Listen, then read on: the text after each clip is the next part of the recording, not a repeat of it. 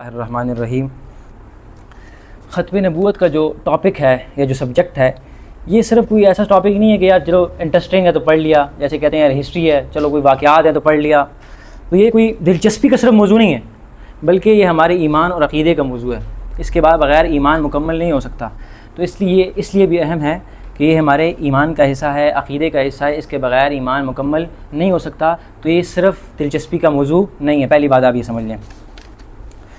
اس میں دو لفظ ہیں، ایک عقیدہ اور ایک ہے ختم نبوت۔ عقیدہ ختم نبوت، عقیدہ جو ہے اسلام میں عقائد دو چیزوں کے مجموعے کا نام ہے، ایک عقیدہ ہے اور ایک عمل ہے۔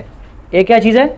عقیدہ، جس پہ آپ بلیف سسٹم ہے، اور اس کے بعد ایک کوئی ایکٹ کرنا ہوتا ہے، عمل کرنا ہوتا ہے۔ اس کی مثال آسان لے لیں، روزہ، حج، زکوٰۃ، یہ سارے کیا ہیں؟ ایکٹ ہیں۔ عقیدہ کیا ہے؟ اللہ پر ایمان رکھنا عقیدہ ہے، آخرت پر ایمان رکھنا عقیدہ ہے، ختم نبوت پر ایمان رکھنا کیا ہے؟ عقیدہ ہے۔ آپ کو عقائد اور اعمال میں فرق سمجھ آ گیا؟ اچھا، عقیدہ بنیاد ہے، ضروری ہے۔ اگر عقیدے میں ہلکی سی کجی ہے، کمی ہے، انسان مسلمان رہ نہیں سکتا۔ عمل کے اندر کمزوری ہے، نماز میں سستی ہوگی، نماز نہیں پڑھ پا رہے، کوئی کم سستی ہے، حج نہیں کر پائے، یا کچھ ایسا گناہ ہو گیا تو وہ جرم ہوگا، وہ گناہ ہوگا، لیکن اس سے انسان کافر یا مرتد نہیں ہوتا۔ لیکن عقیدے کے اندر ہلکا سا شک آ گیا، کوئی شبہ آ گیا، تو اس سے انسان کیا ہو جاتا ہے؟ مرتد اور کافر ہو جاتا ہے۔ تو عقیدہ اور عمل یہ دو چیزیں ہیں۔ عقیدہ جتنا مضبوط ہوگا، جتنا صحیح درست ہوگا، اس کے اوپر عمل کا بھی فائدہ دے گا۔ مثلا آپ نمازیں پڑھ لیں، آپ زکوٰۃ دے رہے ہیں، جی آپ بہت زیادہ مال اللہ کے راستے میں خرچ کرتے ہیں، لیکن آپ قرآن کی کسی ایک آیت سے کہہ لو، پوری قرآن کی بات نہ کرو، آپ ایک آیت کو بھی نہیں مانتے، تو آپ مسلمان نہیں رہ سکتے۔ آپ یہ اگر کوئی لوگ این جی اوز کا کام کرتے ہیں، اللہ کے راستے میں بہت مال دے رہے ہیں، جو بھی مال دے رہے ہیں، زکوٰۃ کا کام کر رہے ہیں، کوئی بھی کام کر رہے ہیں، لیکن اگر ان کا عقیدے میں غلطی ہے، عقیدے میں خرابی ہے، تو ٹھیک ہے، ان کے اعمال کا، ان کے کام کا، ان کے فلاحی کاموں کا اس کی دنیا میں ان کا اجر مل جائے گا، آخرت کے یہاں ان کے لیے کچھ نہیں ہے، کیونکہ اللہ نے کہا ہے کہ آپ کو آخرت عقیدے کی بنیاد پہ ملے گی۔ عقیدہ درست ہوگا تو آپ کو شفاعت بھی مل سکے گی، عقیدہ درست ہوگا تو جنت بھی چلے جاؤ گے، لیکن عقیدے میں غلطی ہوئی تو عقیدے کی غلطی کی وجہ سے آپ مسلمان پھر رہ ہی نہیں سکتے۔ پہلی بات آپ سمجھ آ گئی۔ اب ہمارے ہاں عقائد میں بنیادی عقائد میں تین بنیادی عقائد ہیں، ان کو امہات العقائد بھی بولتے ہیں۔ کیا بولتے ہیں؟ امہات العقائد۔ پہلا سب سے بڑا عقیدہ کیا ہے؟ توحید، دوسرا رسالت، تیسرا قیامت۔ تین بڑے عقائد ہیں۔ اچھا، اگر میں آپ سے سوال کروں کہ اس میں سے امپورٹنس کون سا والا ہے؟ سب سے اس میں سب سے اہم عقیدہ کون سا ہے؟ توحید ہے، پھر رسالت ہے، اس طرح قیامت ہے۔ لیکن میں ایک اور سپوز کرتا ہوں اور میں یہ بات کہتا ہوں کہ نہیں، توحید ہے اہم لیکن رسالت اس سے زیادہ اہم ہے، تو آپ کے ذہن میں ایک دم سوال ہو جائے گا کہ یہ کیسے ہو سکتا ہے کہ توحید سے پہلے رسالت کیسے آ گیا؟ تو یہ بات یاد رکھیے کہ توحید ترتیب کے حوالے سے توحید سب سے پہلے ہے، رسالت اس کے بعد ہے، قیامت اس کے بعد ہے، لیکن امپورٹنس کے اعتبار سے رسالت پہلے ہے۔ اس کی وجہ بتاتا ہوں۔ آپ مجھے بتائیں کہ ہمیں توحید کے بارے میں بتانے والے کون ہیں؟ تو اللہ کے بارے میں کس نے بتایا؟ نبی نے بتایا ہے۔ تو اگر کوئی نبی کو نہیں مانتا تو اس کی توحید تو پھر فائدہ ہی نہیں۔ ایسے مثلا عیسائی ہیں، وہ اللہ کو مانتے ہیں، یہودی بھی یوں تو کہ ہاں بھی اللہ گاڈ کو تو مانتے ہیں، لیکن شریعت اگر رسول اللہ کی نہیں مانتے، رسالت نہیں مانتے، وہ طریقہ اور وہ چیز نہیں مانتے جو رسول اللہ کے اوپر اتری ہے، تو اس کا کوئی فائدہ نہیں ہوگا۔ تو میں نے آپ سے عرض کیا کہ تین عقائد ہیں، اس میں تین امہات العقائد ہیں۔ ترتیب کے اعتبار سے سب سے اوپر کون ہے؟ توحید ہے، لیکن امپورٹنس کے حساب سے کون سا اوپر ہے؟ رسالت امپورٹنٹ ہے۔ قیامت کے بارے میں کس نے بتایا؟ قیامت ہم نے تو قیامت نہیں دیکھی، آخرت تو نہیں دیکھی، ہم نے جا کے اس کا کوئی خود سے ایکسپیرینس تو کیا نہیں ہے، لیکن ہمیں قیامت کے بارے میں بتانے والا کون ہے؟ رسول اللہ صلی اللہ علیہ وسلم نے بتایا ہے۔ تو اگر کوئی آخرت کو مانتا ہے اور توحید کو مانتا ہے لیکن رسالت کو نہیں مانتا تو اس کا ایمان کیا ہے؟ نامکمل ہے۔ ہم کہتے ہیں کہ جو عقائد ہوتے ہیں یہ ضروریات دین میں سے ہوتے ہیں۔ کس میں سے ہوتے ہیں؟ ضروریات دین۔ ضروریات دین کیا ہے؟ مثلا آپ کو آکسیجن چاہیے، آکسیجن کے بغیر آپ کا گزارا نہیں ہے، آپ کو پانی کے بغیر انسان کا گزارا نہیں ہو سکتا، انسان کا فوڈ کے بغیر، خوراک کے بغیر گزارا نہیں ہو سکتا۔ اسی طرح آپ عقیدہ ختم نبوت کے بارے میں، عقیدہ ختم نبوت کے بغیر انسان کا گزارا نہیں ہو سکتا، انسان مسلمان رہ ہی نہیں سکتا۔ تو جس طرح یہ چیزیں ضروری ہیں ہماری انسانی جسم کے لیے، اسی طرح مسلمان ہونے کے لیے بھی عقیدہ آخرت کیا ہے؟ سب سے زیادہ ضروری ہے۔ تو عقیدہ ختم نبوت کی عموماً کیا تعریف کی جاتی ہے کہ رسول اللہ صلی اللہ علیہ وسلم کون ہے؟ آخری نبی ہیں، ان کے بعد کوئی نبی نہیں آئے گا۔ لیکن اس تعریف کے اوپر کچھ اعتراضات ہیں. اعتراضات اس سینس میں کہ ہے تو یہ تعریف اپنی جگہ پہ ٹھیک ہے, لیکن کچھ شکوک و شبہات ایسے پیدا ہو گئے ہیں کہ جس کی بنا پر ہمیں کوئی اس سے زیادہ بہتر طریقے سے بات کو پریزنٹ کرنا پڑے گا. اس کی آسان ایک مثال دیتا ہوں کہ پہلے گھی کا لفظ استعمال ہوتا تھا, لیکن اگر آپ کیا ہوتا ہے کہتے ہیں کہ ڈالڈا گھی الگ ہے اور دیسی گھی الگ ہے. پھر دیسی گھی کے اندر بھی دو قسم کے گھی آگے, ایک کہتے ہیں خالص دیسی گھی اور ایک صرف کہتے ہیں دیسی گھی ہے. تو صرف کیا کرتے ہیں کہ اس کو تھوڑا سا سیپریٹ کرنے کے لیے, الگ کرنے کے لیے, اس کو مخصوص کرنے کے لیے اس کا الفاظ استعمال کیے جاتے تھے. لیکن جو ہم یہ بات کہتے ہیں کہ رسول صلی اللہ علیہ وسلم کیا آخری نبی ہیں, تو اس پر کچھ اعتراض ہو جاتے ہیں. اچھا سوال یہ کرتے ہیں شکوک و شبہات ڈالنے والے جو منکرین ختم نبوت ہیں, اسلام کے دشمن ہیں, ختم نبوت کے دشمن ہیں, وہ ایک سوال اٹھاتے ہیں کہ اچھا ٹھیک ہے کہ اگر یہ بات ہے کہ آپ کہتے ہیں کہ رسول صلی اللہ علیہ وسلم آخری نبی ہیں اور اس کے بعد کوئی نبی نہیں آئے گا, تو حضرت عیسیٰ علیہ السلام آئیں گے, وہ تو ان کا نزول ہوگا. اچھا وہ کس طرح آئیں گے, کیا ان کی نبوت باقی ہوگی یا نہیں ہوگی, ان کا کیا اسٹیٹس ہوگا؟ آپ ایک طرف کہتے ہیں کہ نبی نہیں آئے گا, دوسری طرف آپ کے عقیدہ کہ کون آئیں گے, عیسیٰ علیہ السلام آئیں گے, عیسیٰ مسیح آئیں گے. تو ہمارا تو یہ عقیدہ کہ عیسیٰ مسیح آئیں گے, لیکن ہمیں یہاں پر کلیریفیکیشن نہیں ہوتی نوجوانوں کو, تو وہ یہاں سے شکوک و شبہات ہمارے نوجوانوں کے ذہنوں میں ڈالتے ہیں. یہاں سے بات سٹارٹ ہوتی ہے. جتنے بھی گمراہ فرقے ہیں وہ آپ کے ذہنوں کے اندر ڈاؤٹس بناتے ہیں, شکوک و شبہات پیدا کرتے ہیں اور اس قسم کے سوالات کرتے ہیں. تو اس کا آپ نے اس کو ڈیفینیشن ہم نے تھوڑی سی ماڈریٹ کر دی ہے. اب عقیدہ ختم نبوت کی جو آپ سے کوئی ڈیفینیشن پوچھ لیں تو آپ نے اس کو یہ کہنا ہے, یہ لکھیں آپ سارے, عقیدہ ختم نبوت کی ڈیفینیشن یہ ہے کہ محمد صلی اللہ علیہ وسلم اللہ کے آخری نبی ہیں, آپ کے بعد کسی کو نبوت نہیں دی جائے گی, آپ کے بعد کسی کو نبوت نہیں دی جائے گی. ایک اور بات ایڈ کر لیں کہ آپ صلی اللہ علیہ وسلم کے بعد کوئی نیا نبی پیدا نہیں ہوگا. وہ تو آئیں گے لیکن بطور نبی نہیں ہوں گے, نبی ہوں گے لیکن ان کا وہ سٹیٹس وہ نبی والا سٹیٹس نہیں ہوگا. اس کی آسان مثال لے لیں, ہمارے مثال کے طور پر صدر ہیں, وہ چلے جاتے ہیں چائنا, وہ پاکستان میں صدر ہے, وہاں پر جاتے ہیں لیکن وہاں پر اس کی صدارت چلتی نہیں ہے, وہاں پر اس کی صدارت ڈی ایکٹیویٹ ہو جاتی ہے. ٹھیک ہے وہ اپنی جگہ پر صدر ہے, لیکن وہاں پر جا کر اس کی کیا ہوتا ہے, اس کی وہ صدارت کا اپنے امر نہیں دے سکتا, اپنا حکم نہیں دے سکتا, وہاں پر چلا سکتا. تو جب آپ یہ تعریف کریں گے کہ حضور صلی اللہ علیہ وسلم کے بعد کوئی اور نیا نبی پیدا نہیں ہوگا, عیسیٰ علیہ السلام آئیں گے, لیکن ہم کہتے ہیں کہ وہ بطور امتی آئیں گے, وہ بطور کیا آئیں گے, اور وہی نبی کی شریعت کو فالو کریں گے, نئی شریعت کو نہیں لے کر آئیں گے. یہ بات آپ کو سمجھ آ گئی. اسی طرح دیکھو 1,24,000 انبیاء ہیں ایک روایت کے مطابق, تو اس کے اندر کوئی ایڈیشن نہیں ہوگی. وہ آئیں گے, وہ کس بطور کیا آئیں گے, بطور امتی آئیں گے. اچھا پھر یہاں ہوتا ہے کہ اس کی ایک اور مثال لے لیں کہ عیسیٰ علیہ السلام جب حضور صلی اللہ علیہ وسلم معراج پر گئے تھے, معراج پر گئے, وہاں پر جب حضور صلی اللہ علیہ وسلم کو امامت کروائی, کہاں پر کروائی تھی امامت, مسجد اقصیٰ میں امامت کروائی. تو اس امامت کے پیچھے مقتدی میں کون تھے, عیسیٰ علیہ السلام بھی تھے, تو وہ نبی تھے. لیکن تمام انبیاء نے یہ دعا یہ مانگی تھی کہ ہمیں کاش نبی کا زمانہ مل جائے. تو حضرت عیسیٰ علیہ السلام ایسی شخصیت ہیں جنہیں اللہ تعالیٰ نے یہ سمجھو کہ یہ انعام دیا, یہ بلیسنگ دی, یہ فیور دیا کہ وہ حضور صلی اللہ علیہ وسلم کے بطور امتی بن کے آئیں گے. تو یہ شکوک و شبہات پیدا کیے جاتے ہیں. تو یہ ایک نئی جو میں سمجھ رہا تھا کہ آپ کے سامنے جو تعریف ہے جس کے اوپر کوئی شک نہیں, جس کے اوپر کوئی ڈاؤٹ نہیں ہو سکتا, کوئی سوال نہیں ہو سکتا, کوئی اعتراض نہیں ہو سکتا, وہی تعریف ہے. اچھا عقیدہ ختم نبوت کے بارے میں ایک اور بات یہ ذہن نشین کر لیجئے کہ امام ابو حنیفہ رحمہ اللہ, اللہ تعالیٰ ان کی قبر پر کروڑوں رحمتیں نازل فرمائے, ان کے زمانے میں ایک شخص نے نبوت کا دعویٰ کیا اور اس نے کہا کہ مجھے موقع دیا جائے کہ میں اپنے دعوے کی دلیل پیش کروں. میں نبی ہوں تو میں کیا کروں گا, معاذ اللہ میں اپنے دعوے کی دلیل پیش کروں گا. تو اس پر امام ابو حنیفہ نے فتویٰ دیا کہ اگر کوئی شخص اس نبوت جھوٹا جو دعویٰ اس نے کیا ہے اس سے دلیل بھی مانگ لے تو انسان کافر ہو جاتا ہے. اگر اس سے بطور صرف دلیل مانگ لی کہ تم اچھا چلو میں مانتا ہوں تو پہلے دلیل تو دو نا, تو یہ جو دلیل مانگنا ہے یہ بھی انسان کو کیا کر دیتی ہے, کافر کر دیتی ہے. اس کی وجہ یہ ہے کہ دیکھیں کہ میں نے آپ سے بتایا تھا کہ ایمان کے اندر, عقیدے کے اندر ہلکا سا بھی شک و شبہ ہوگا تو وہ قابل قبول نہیں ہے. عمل کے اندر کوئی کمی ہو جی, کوئی کجی ہو گئی, کوئی سستی ہوگی, نماز میں سستی ہوگی, وہ خیر ہے, لیکن عقیدے کے اندر ذرہ برابر بھی سستی بھی برداشت نہیں ہے. اب آپ دیکھیں کہ عقیدے کی ایک اور اہمیت آپ کو بتاتا ہوں. سورۃ عصر پڑھیں, کوئی ساتھی پڑھے, والعصر آگے کیا ہے, الا الذین آمنوا وعملوا الصالحات. یہاں پر کیا کہا ہے, الا الذین آمنوا, پہلے ایمان عقیدے کی بات کی, اس کے بعد عمل کی بات کی, عمل صالحات کی بات بعد میں کی, پہلے بات کس کی ایمان کی عقیدے کی. اسی طرح قرآن کے اندر مختلف جگہوں پہ آیتیں آئی ہیں جہاں پر ایمان کی بات پہلے ہے, عقیدے کی بات پہلے ہے, اور اس کے بعد دوسری کیا بات ہے, اعمال صالحہ بعد میں ہے, نماز روزہ بعد میں ہے. آپ کا عقیدہ ٹھیک نہیں ہے تو آپ کے اعمال بھی اکرت جائیں گے, ضائع جائیں گے. قرآن میں ایسے لوگوں کے بارے میں کہا ہے کہ یہ ان کو کچھ بھی نہیں ملے گا, یہ ضائع ہو جائیں گے ان کے اعمال. آگے چلیے. قرآن کریم کے اندر اگر آپ اس میں سے نکالیں کہ ہمیں ختم نبوت پر کتنی دلیلیں ملتی ہیں یا حدیث کے اندر, تو ٹوٹل کہتے ہیں کہ 310 آیتیں حدیث اور آیتوں کو ملا کر ختم نبوت پر دلائل موجود ہیں. 100 آیتیں مبارکہ ہیں اور 210 کتنی ہیں احادیث مبارکہ ہیں. یہ لکھ لیں اپنے ساتھ.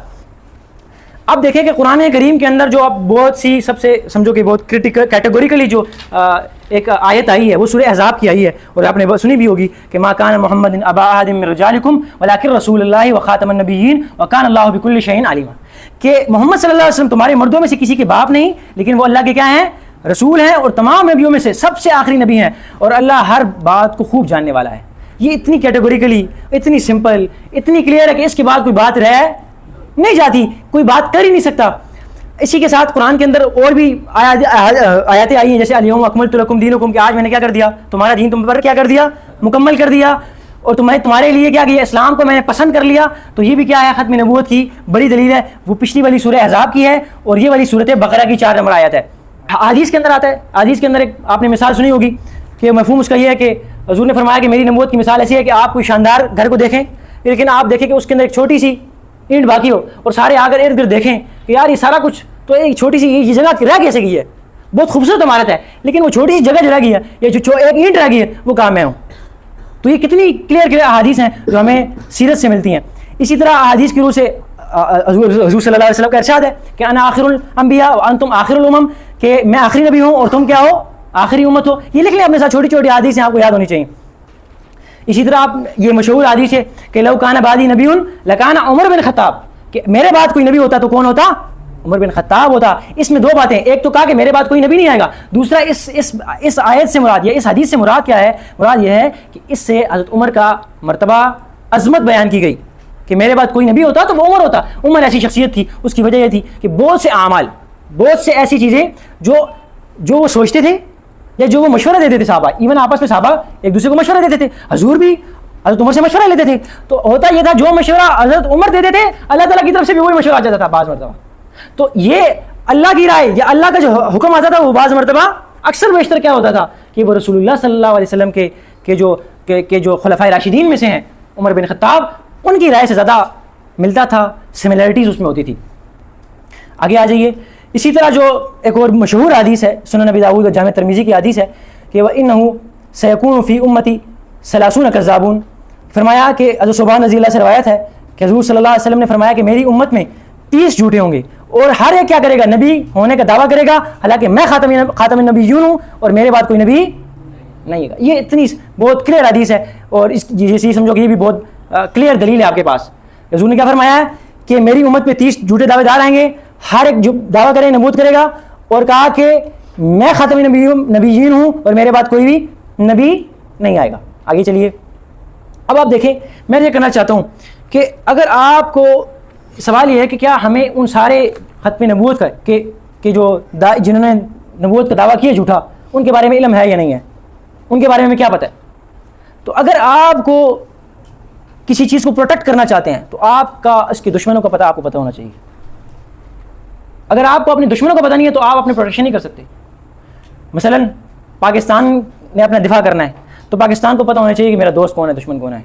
میرے ساتھ چائنا کھڑا ہوگا یا افغانستان کھڑا ہوگا یا سعودیہ کھڑا ہوگا, کون ایسا ہے کہ میرے ساتھ کھڑا ہوگا, اور کون غداری کر سکتا ہے, کون ہمارے ایسے لوگ ہیں جو ہمارے غدار ہیں, کوئی ہمارے اندر میں سے ہیں.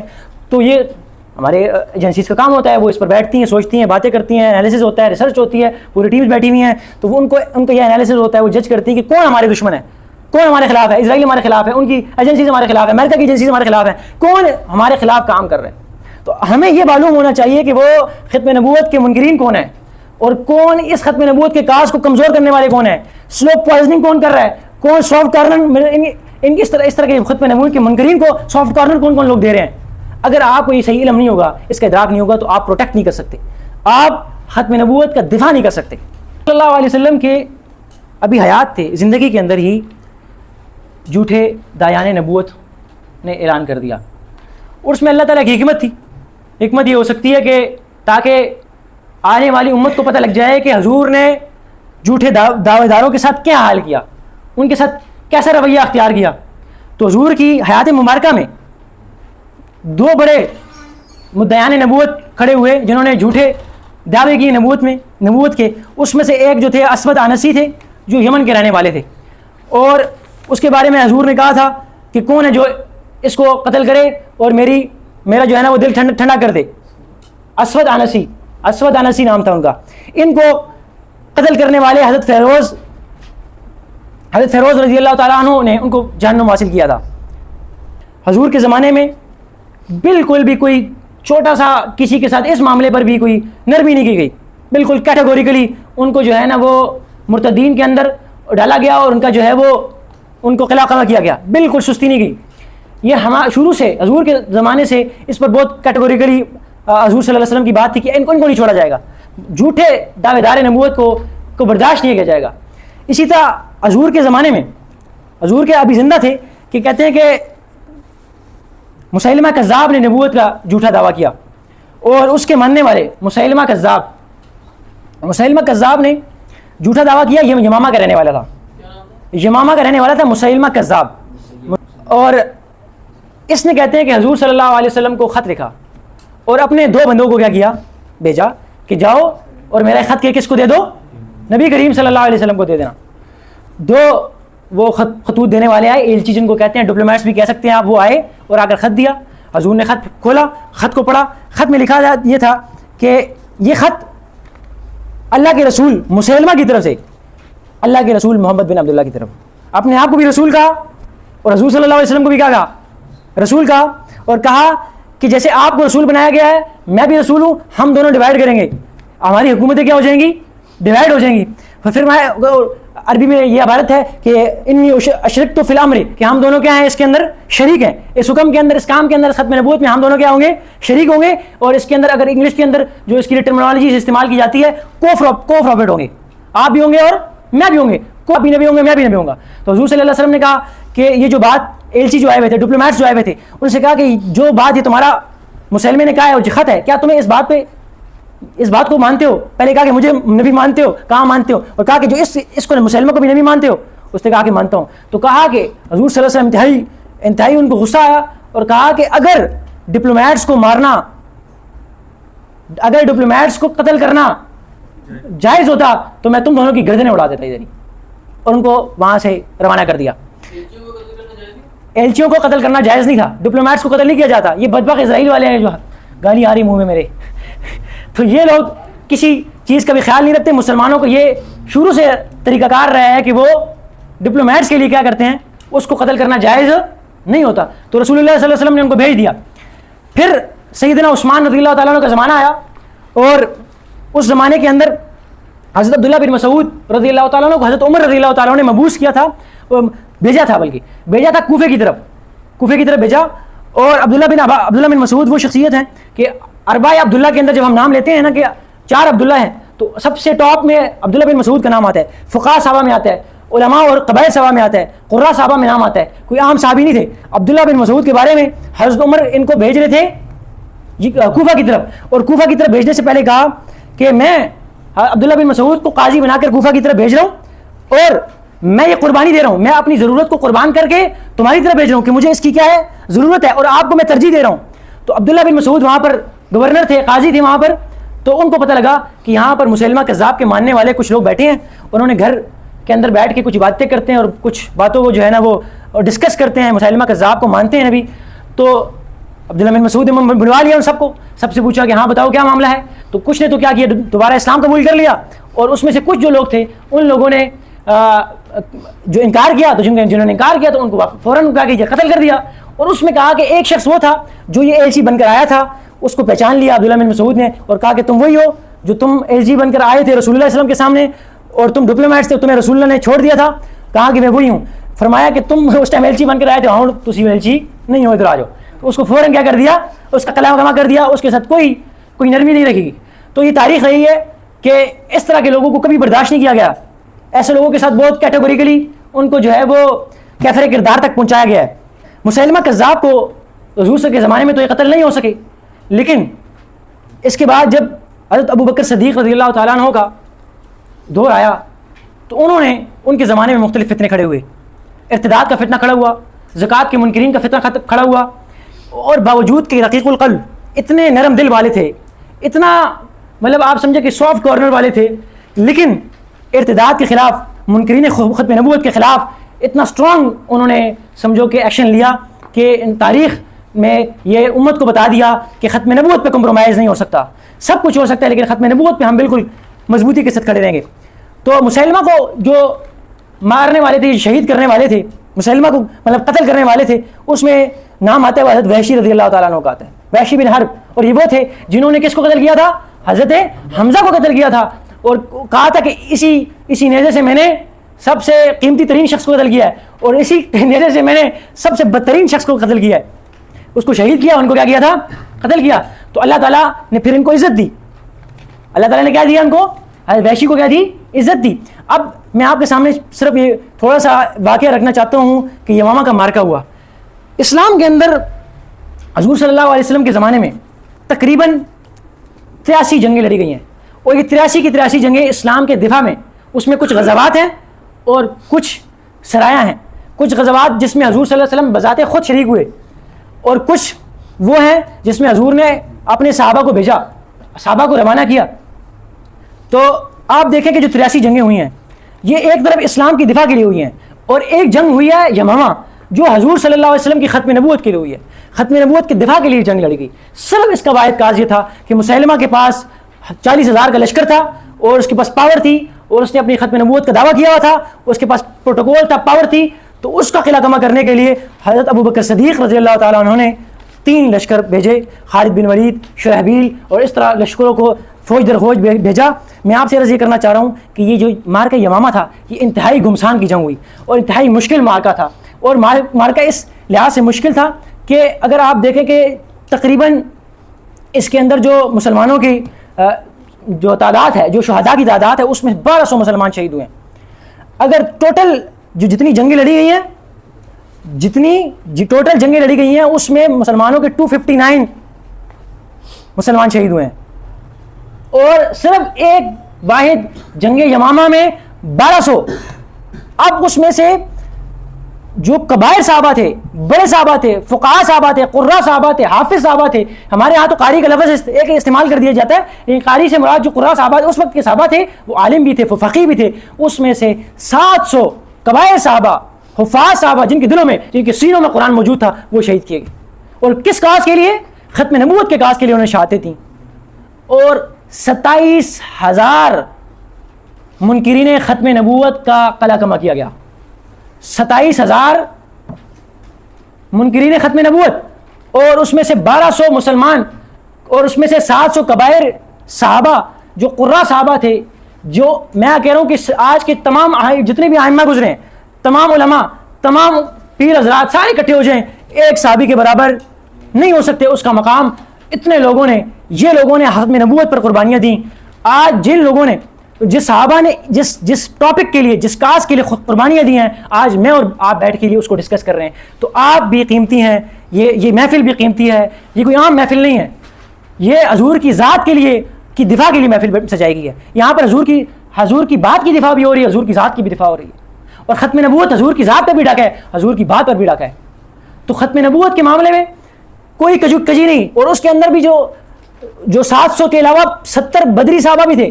بدری صحابہ کے حوالے سے بہت سی فضیلتیں آئی ہیں کہ ان کا لیول تھا, کیونکہ صحابہ میں کیٹیگریز تھی. جو پہلے اسلام لے آئے, جو ہجرت سے پہلے لے آئے, پھر جنہوں نے بیعت رضوان کی, ان کا الگ سٹیٹس تھا. جو مہاجرین کا ان کا الگ سٹیٹس تھا, انصار کا الگ سٹیٹس تھا. اسی طرح جو بدری صحابہ تھے ان کا الگ سٹیٹس تھا. تو بدری صحابہ بھی اس یمامہ کی جنگ میں 70 شہداء, 70 شہید ہوئے ہیں بدری صحابہ. تو ختم نبوت کے لیے ہمارے صحابہ نے کیا قربانیاں دی. میں صرف اس لیے آپ کے سامنے عرض کرنا چاہتا تھا کہ آپ کے سامنے یہ بات کلیئر ہو جائے کہ یہ کوئی عام ٹاپک نہیں ہے جس پر صحابہ نے قربانیاں دی ہیں. آج ہم اس کو ڈسکس کرنے کے لیے بیٹھے ہیں. ختم نبوت کے لیے شہادتیں دینے والوں میں سے ایک صحابی جن کا واقعہ میں آپ کے سامنے عرض کرنا چاہتا ہوں, سیدنا حبیب بن زید انصاری رضی اللہ تعالیٰ عنہ. ان کو حضور صلی اللہ علیہ وسلم نے مسیلمہ کذاب کی طرف بھیجا تھا تاکہ وہاں کا انفارمیشن ہمارے پاس لے کر آئے, تاکہ بات کرے. بطور ایلچی, بطور ڈپلومیٹ بھیجا تھا. حضرت سیدنا حبیب بن زید رضی اللہ تعالیٰ عنہ انصاری جب وہاں پر پہنچے تو انہوں نے ان کو گرفتار کر لیا. گرفتار کیا تو ان سے پوچھا کیا تم مجھ کو اللہ کے رسول مانتے ہو؟ پہلے کہا کہ تم کیا نبی کریم صلی اللہ علیہ وسلم کو اللہ کے رسول مانتے ہو؟ کہا کہ مانتا ہوں۔ کہا کہ یہ بتاؤ کہ کیا تم مجھے بھی اللہ کا نبی مانتے ہو؟ تو اس نے کہا کہ میں تجھے سنتا نہیں ہوں، مجھے آواز نہیں آ رہی۔ کہا کہ تو بکواس کر رہا ہے، میں تجھے سنتا نہیں ہوں، لا تسمعوا، مجھے آواز نہیں آ رہی تیری۔ اچھا، اس نے کہا کہ انہوں نے دھمکایا، کہا کہ اگر تم نہیں کرو گے تو تمہیں پتہ نہیں تمہارے ساتھ کیا حشر ہوگا۔ اس نے دوبارہ پوچھا کہ کیا تم مجھے نبی مانتے ہو؟ اس نے کہا تو بکواس کرتا ہے، لا تسمعوا، میں نہیں سنتا۔ اس نے کہا کہ ان کو سب کو بلایا، لوگوں کو، اور ان کو پکڑا اور ان کا ایک ایک عضو کاٹنا شروع کیا۔ پوچھا کہ کیا تم مجھے نبی مانتے ہو؟ اس نے کہا نہیں مانتا، تو جھوٹا بکواس ہے۔ اس کا ایک ہاتھ کاٹ دیا۔ کہا کہ تم مانتے ہو؟ کہا نہیں کرنا، دوسرا ہاتھ کاٹ دیا۔ کہا کہ مانتے ہو؟ کہا نہیں مانتا تمہیں، تم جھوٹے تھا۔ ٹانگ کاٹ دی، دوسری ٹانگ کاٹ دی۔ کہا کہ نہیں مانتا۔ اب آپ صرف دیکھیں کہ ختم نبوت کے لیے ہمارے صحابہ نے کیا قربانیاں دی، اور کہتے ہیں کہ جب ان کا واقعہ آ کے ان کی والدہ کو بتایا گیا کہ آپ کے بیٹے کے ساتھ عمارہ ان کی والدہ کا نام ہے، یہ حضور صلی اللہ علیہ وسلم کے ساتھ غزوات میں شریک ہوتے تھے، اور وہ جتنا پروٹیکشن کے لیے کوئی تھوڑا کام کرنا ہو عورتیں شریک ہوتی تھی، کوئی مرہم پٹی کا کام ہو، کوئی پانی کا کام ہو، تو عمارہ اس میں بھی شریک ہوتی تھی۔ تو عمارہ کا جواب دیکھیں، دلیرانہ جواب دیا، کہا کہ میں نے تو حبیب کو جنا ہی اسی دن کے لیے تھا۔ آپ دیکھیں وہ صحابہ بھی کسی کی رخت جگر تھے، کسی کے بیٹے تھے، کسی کے بھائی تھے، انہوں نے اپنے عضو کٹوا دیے، اپنے ہاتھ کٹوا دیے، ٹانگیں کٹوا دی، لیکن ختم نبوت پر آنچ نہیں آنے دی۔ یہ ان کی قربانیاں تھیں کہ جب بھی ختم نبوت کے منکرین اٹھے ہیں ان کو بہت کیٹیگوریکلی مسلمانوں نے ان کی مخالفت کی اور ان کو کفر کردار تک پہنچایا ہے۔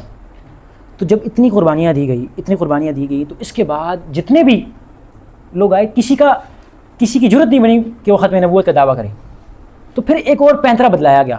پینترا یہ بدلایا گیا کہ لوگوں نے ڈائریکٹ یہ نہیں کہتے تھے کہ میں نبی ہوں، کہتے تھے کہ مجھے وحی آتی ہے، کہ میں مجدد ہوں، میں امام مہدی ہوں، پھر کہتا تھا کہ میں عیسیٰ ہوں، عیسیٰ مسیح ہوں۔ تو اس طرح کے دعوے کیے جاتے تھے، یا انبیاء کی جو صفات ہوتی ہیں، جو ان کے پاس علم قطعی ہوتا ہے، نالج ہوتا ہے، اللہ تعالیٰ کی طرف سے ان کو نالج ملتا ہے، اس کا دعویٰ کرنے لگ جاتے ہیں کہ مجھے الہام ہوتا ہے، مجھے وحی آتی ہے۔ تو اس طریقے سے ختم نبوت کے اندر سمجھو کہ سراغ کرنے کی یا اس کے اوپر اٹیک کرنے کی کوشش کی گئی۔ ڈائریکٹ تو کر نہیں سکتے تھے۔ تو ہمارے ہاں جو ہماری صدی کے اندر اور یہ پچھلی صدی کے اندر جو ختم نبوت کے منکرین کھڑے ہوئے، اس کی میں آپ کے سامنے تھوڑی سی تاریخ بیان کرنا چاہتا ہوں تاکہ آپ کو اندازہ ہو کہ سچویشن کیا بنی۔ آپ کو پتہ ہوگا کہ کچھ مسلمانوں پر ایک زمانہ آیا، کالونیل ٹائم ایرا جو تھا، کہ برٹش نے، پرتگالیوں نے، ڈچ نے، یہ عیسائی مشنریز نے مسلمانوں پر حملے کیے، مختلف مسلمانوں کے مختلف ممالکوں پر جہاں پر مسلمانوں کی حکومت تھی وہ کمزور ہوتی رہی، تو وہاں پر انہوں نے کیا کیے، حملے کیے اور مسلمانوں کو عیسائی بنانے کی کوشش کی گئی۔ لیکن ہوا کچھ یوں کہ وہاں پر جہاں پر بھی انہوں نے مسلمانوں کے اوپر اٹیک کرنے کی کوشش کی، وہاں پر ان کو انتہائی ریزسٹنس کا مظاہرہ کرنا پڑا، ان کو مزاحمتیں آئی، ان کے خلاف جہاد کیا لوگوں نے۔ اور اسی طرح دوسری بات یہ دیکھی کہ ایک تو مجاہدین نے بہت زیادہ ریزسٹنس کی، دوسرا کام یہ ہوا کہ ان کی صف اول کے وہ لوگ تھے علماء و صلحاء لوگ تھے، جو ٹاپ لیڈرشپ میں آگے جانے والے لوگ تھے وہ علماء و صلحاء تھے۔ اور میں آج بھی وثوق اور میں دعوے سے کہتا ہوں کہ آج بھی علماء قربانیاں دے رہے ہیں۔ یہ جو لوگ کہتے تھے کہ جاؤ نا غزہ، تو آج چلے گئے نا، ہمارے لوگ چلے گئے نا۔ سینیٹر مشتاق کون ہے؟ ایک دینی جماعت سے تعلق رکھتا ہے۔ عبداللہ شاہ مظہر کون ہے؟ ایک دینی جماعت سے تعلق رکھتا ہے، میرے مینٹور کے بڑے بلاوڈ خلیفہ مجاز ہیں وہ۔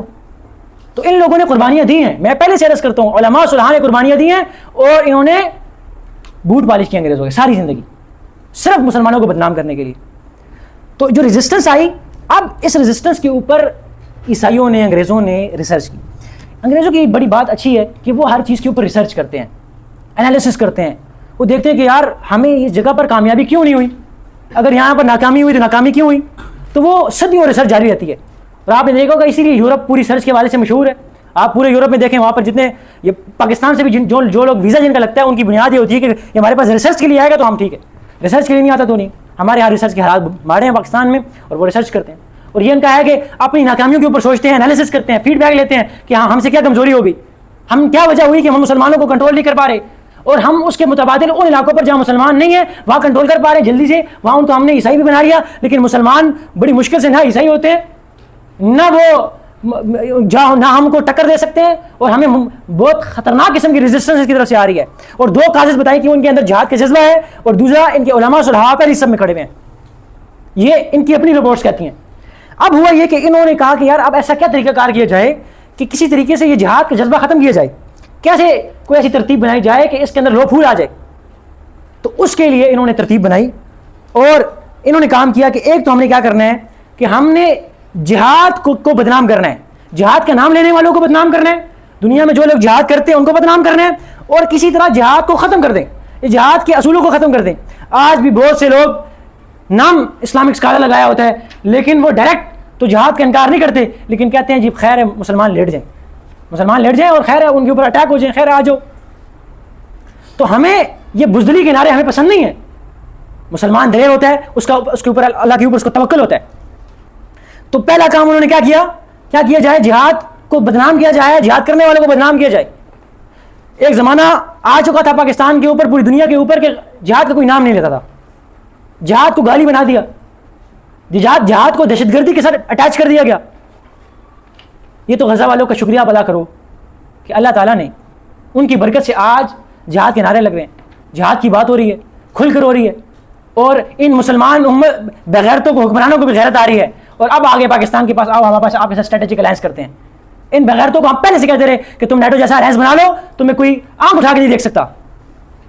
لیکن جب سعودیہ پہ خود آ گئی تو اب ان کو غیرت آ گئی. اچھی بات ہے, ہم ان کو اپریشیٹ کرتے ہیں, میں اس کے کوئی نہیں کہ غلط کام کیا, بہت اچھا کام کیا. ہم کہتے ہیں کہ جو کام پہلے ہونا چاہیے تھا وہ تم نے بہت دیر کر دی, بڑی دیر کر دی مہربان آتے آتے. تو ہم یہ چاہ رہے تھے کہ کام پہلے ہو جاتا تو اتنی شہادتیں نہ ہوتی, اتنے مسلمان شہید نہ ہوتے, اور سب کا خون آپ کے اوپر ہے, آپ کی گردنوں کے اوپر ہے, آپ لیڈ کر رہے تھے, آپ اپنے آپ کو امت مسلمہ کا لیڈرشپ کہتے ہیں, اور مسلمانوں کو شہید ہوتے دیکھ رہے ہیں. مسلمان نہ ظلم کرتا ہے, نہ مسلمان کو ظلم کے کسی کے حوالے کرتا ہے. کیا ہمارے یہ کردار ہے ہمیں دنیا کے اندر؟ ہم سامنے دیکھ رہے ظلم ہو رہا ہے, ہم ظلم کو کنٹرول نہیں کر رہے, ظلم کے خلاف بول نہیں رہے. تو میں آپ سے عرض کرنا چاہ رہا ہوں کہ پوری فیوچر کے اندر بھی یاد رکھیے گا کہ مجاہدین کو بدنام کرنے کی کوشش کی جائے گی, جہاد کے نام کو بدنام کرنے کی کوشش کی جائے گی, اور ایسی تحریکیں اٹھائی گئی. پہلا کام کیا گیا, جہاد کو بدنام کرنے کی کہا کہ عزم کیا گیا, انگریز نے کیا. دوسرا کام یہ کیا کہ ہم نے ایسے لیڈرز کو, مذہبی لیڈرز کو اٹھانا ہے جو جھوٹے ہوں, جو ایسے ہوں کہ بظاہر بڑی ٹاپ لیڈرشپ ہوں, لیکن وہ ہمارے انڈر کنٹرول ہوں, ہماری بات مانیں, اور وہ جہاد کے تصور کی بات نہ کریں, وہ پالش کرنے والے ہوں, وہ کہیں کہ بس مفاہمت رکھو اور انگریزوں کے ساتھ چلو, گزارا کرو, ان کے ساتھ رکھو پروگرام رکھو. ایسے لوگوں کو تیار کیا جائے. تو اس میں بہت سے بڑے بڑے نام ہیں, میں آپ کے سامنے نام نہیں لوں گا کیونکہ آپ خفا ہو جائیں گے, آپ کہیں گے کہ یار یہ تو بڑی شخصیات ہیں, آپ نے ان کو بھی اس کیٹیگری کے اندر ڈال دیا. اور بعد میں انہوں نے پھر کچھ ایسے لوگ ہیں کہ جنہوں نے فرشتوں کا بھی انکار کر دیا. کہنے کا مقصد یہ ہے کہ ایسے لوگوں کو اٹھایا گیا, اور اس میں ایک بدبخت مرزا غلام احمد قادیانی, جس کو میں احمد قادیانی نہیں بولتا, مرزا غلام احمد قادیانی ہے, یہ اس کو اٹھایا گیا اور اس کو ٹرین کیا گیا. اس نے پہلے کیا کیا, میں نے آپ سے عرض کیا تھا کہ ڈائریکٹ کوئی بات نہیں کر سکتا تھا. جب اتنی صحابہ نے قربانیاں دی تو کوئی یہ نہیں کہہ سکتا کہ میں نبی ہوں. تو اس نے بھی وہی پینترے استعمال کی جس سے میں نے آپ کے سامنے بات کی. تو پہلے کیا کہا کہ میں کیا ہوں, مجھے الہام ہوتا ہے, میں ملہم من اللہ ہوں, مجھے الہام ہو رہا ہے. پھر کہا کہ نہیں, میرے پاس جو ہے نا وہ مجھے کوئی بشارتیں ہوتی ہیں. پھر کہا کہ میں مجدد ہوں, مجدد کہتے ہیں کہ اسلام کی تجدید کرنے والا, اسلام کو منظم کرنے والا. پھر اسی طرح کہا کہ عیسیٰ علیہ السلام کے نزول کا انکار کر دیا. پھر اپنے آپ کو کہا کہ میں عیسیٰ ہوں, اور پھر آہستہ آہستہ کرتے اپنے آپ کو نبوت کا دعویٰ کر دیا. پھر ذلی نبوت کا دعویٰ کر دیا, عکس والی نبوت کا دعویٰ کر دیا. اور اس جھوٹے جب نبوت کا دعویٰ کیا تو اس کے خلاف مسلمان اکٹھے ہو گئے, اور اس پوری تحریک کو کیا کہا, ان کو کافر قرار دے دیا گیا. اور اجتماعی طور پر اجماع امت کا تھا اس کے اوپر, علماء اکٹھے ہوئے, مشائخ اکٹھے ہوئے, ہمارے مفتی محمود مولانا فضل الرحمان صاحب کے والد گرامی, اسی طرح گولڈا شریف کے جو پیر مہر علی شاہ ہیں, اسی طرح بہت سی بڑی بڑی شخصیات ہیں. آپ کو لاکھ اختلاف ہو بھٹو سے, لیکن بھٹو کی قربانیاں آپ کو انہوں نے قربانی دی کہ انہوں نے برداشت کیا. اور 14 دن اسمبلی میں بحث ہوئی اس بات پر. آپ مسلمانوں کی وسیع نظری دیکھیں کہ 14 دن اسمبلی کو, پارلیمنٹ کو اس بات کے لیے خالی کر دیا گیا کہ اس جھوٹے دعوے کو ڈیفینڈ کرنے کے لیے آپ کو ٹائم دے دیا گیا. اور پھر میں آپ سے عرض یہ کرتا ہوں کہ صرف ایک بات ہی سمجھے کہ ہمارے نوجوانوں کے ذہنوں میں یہ بات ڈالی جا رہی ہے کہ اقلیتوں کے ساتھ ناسلوکی ہو رہی ہے, ان کے ساتھ ہمیں ایسے ایسے حالات بنائے جاتے ہیں کہ ہمارے نوجوانوں کو یہ لگتا ہے کہ نہیں بھائی قادیانیوں کے ساتھ تو بہت ظلم ہو رہا ہے, قادیانی تو بہت مظلوم ہے. میں اگر آپ کی ان کے سامنے تفصیل آپ کے سامنے رکھ دوں اور جو باتیں اس بدبخت نے کی ہیں وہ زبان میں نہیں لا سکتا. بدقسمتی سے مجھے کچھ عبارتوں کو پڑھنے کا موقع ملا تو وہ انتہائی درجے کی گھٹیا غلیظ باتیں اس نے کی ہیں. اور ہم جو جس بنیاد کے اوپر اس کو وہ یہ لفظ کہتے ہیں کہ یار ہمیں کافر کیوں کہتے ہو تم, ہم تو روزہ بھی کرتے ہیں, حج بھی کرتے ہیں, نماز بھی پڑھتے ہیں اور ان ساری چیزوں کو بھی مانتے ہیں, تو آپ ہمیں کیا کرتے ہو, آپ ہمیں کافر کیوں کہتے ہو؟ تو آپ کو پہلے کافر کی ڈیفینیشن پتہ ہونی چاہیے. کافر کون ہوتا ہے؟ کافر یہ ہے کہ قرآن جو حضور صلی اللہ علیہ وسلم کے اوپر جو شریعت آئی ہے اس شریعت میں کسی ایک بات کا بھی انکار کر دے. آپ پوری بات کو چھوڑیں, اگر کسی ایک بات کا بھی انکار کرے تو انسان کیا ہو جاتا ہے؟ کافر ہو جاتا ہے. تو اس نے کیا ایک بات کیا, اس نے 20 باتوں کا انکار کیا, اسلام کے بنیادی اصولوں کا انکار کیا, اس نے ایون کہ اللہ تعالیٰ کی بھی توہین کی, صحابہ کی توہین کی, اس نے ختم نبوت پہ ڈاکہ ڈالا, حضور کی بات پہ بھی ڈاکہ ڈالا, حضور کی ذات پہ بھی ڈاکہ ڈالا, اور اس نے ایسی ایسی چیزیں حضور صلی اللہ علیہ وسلم کی طرف منسوب کی جو میں آپ زبان پر نہیں لا سکتا, اور اس نے ہمیں کافر قرار دے دیا. آخر جاتے جاتے کہتا تھا کہ یہ مسلمان کیا ہیں؟ کافر ہیں. آپ ہمیں کافر کہتے ہو اور ہم سے دعویٰ رکھتے ہو کہ آپ ہمارے ساتھ کوئی سافٹ کارنر اختیار کر لیں ہم آپ کے ساتھ. تو مجھے آپ بتائیں کہ ظالم کون ہو گیا اور مظلوم کون ہو گیا؟ آپ ہماری مسجد کے سمبولک نشان استعمال کرتے ہو. ہمیں عیسائیوں سے کوئی مسئلہ نہیں ہے. ہمارے یہ مشہور کتاب ہے ہدایہ, ہمیں فقہ جو پڑھاتے ہیں مدارس کے اندر ہدایہ کتاب ہے, اس کے اندر اصول ہے کہ کوئی بھی غیر مسلم تسلیم کر لیتا ہے اسلامی ریاست کو, اس کے وہی حقوق ہوں گے جو مسلمان کے ہیں. ہمارا کسی عیسائی کے ساتھ دشمنی نہیں ہے, ہم کسی عیسائی کے خلاف تلوار اٹھانے کے قائل نہیں ہیں, ہم کسی ایسے بندے کے جو اپنے اصولوں کے مطابق چل رہے ہیں. لیکن اگر آپ ہمارے سمبولک نشان کو استعمال کر کے ہمارے خلاف پروپیگنڈا کرتے ہو اور ہمارے خلاف اسلام کا نام لے کر اسلام کو بدنام کر رہے ہو تو آپ کو پھر برداشت نہیں کیا جائے گا. اور ان کے ایک اور آپ کو کارنامہ بتاتا ہوں. جب پاکستان آزاد ہو گیا تو پاکستان کو آزاد کرنے کے بعد انہوں نے بلوچستان کو اپنا ہدف بنایا اور کہا کہ وہاں پر ہم کچھ لوگوں کو اکٹھا کریں گے, وہاں پر بیٹھ کر ہم ڈسکشن کریں گے, اس جگہ کو مضبوط کریں گے اور بلوچستان کو اپنا صوبہ بنائیں گے. کہتے ہیں کہ ہمارے پاس صوبہ آ جائے تو ہم زیادہ مضبوط ہو جائیں گے. مطلب ان کے کیا کرتوت میں آپ کے سامنے رکھوں. میں نے صرف آپ کے سامنے تمہید باندھ لی کہ یہ لوگ کن کس کرتوتے سے گزرے. ان کی آگے تفصیل اگلی کلاس میں ہم زیادہ تفصیل کے ساتھ بیان کریں گے. تو ان کے خلاف مختلف تحریکیں اٹھیں. عطا اللہ شاہ بخاری نے کام کیا, ان کے ساتھ ان کے رفقا نے کام کیا. اسی طرح تحریک ختم نبوت 1935 میں ایک ختم نبوت کی تحریک اٹھی, پھر 1953 میں اٹھی, پھر اسی طرح 1974 میں ان کو کیا گیا اسمبلی سے ان کو غیر مسلم قرار دے دیا گیا اور قادیانیوں کو کافر ڈکلیئر کر دیا گیا. اس پر مزید انشاءاللہ ہم اگلے سیشن میں بات کریں گے. اب